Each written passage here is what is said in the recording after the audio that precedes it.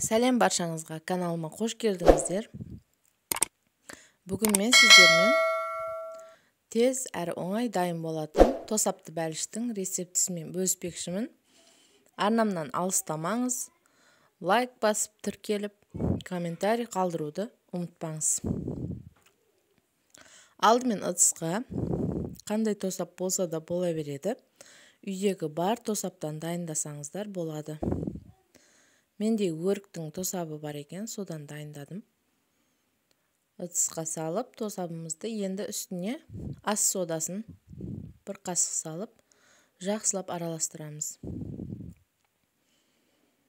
Қандай зат, неше зат кететіндігін барлығын астында описание бөлімінде қалдыратын боламын. Сол жерден көріп, жасап көрсеңіздер болады.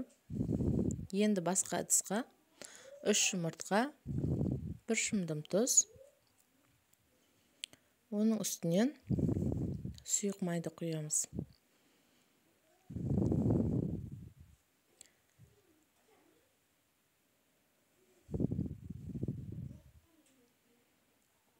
Сұйық майды құйып болған соң, ұнды да салып, жақсылап араластырып, көпіршіктері шығып тұрған тосаптың үстіне араластырып алған массамызды салып, барлығын жақсылап біркелкі араластырамыз.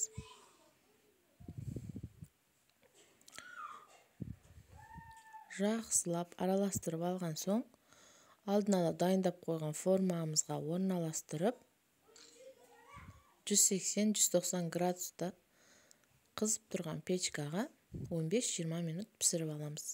Піскен піспегенін шпажканың көмегімен көресіздер. Таяқшаның.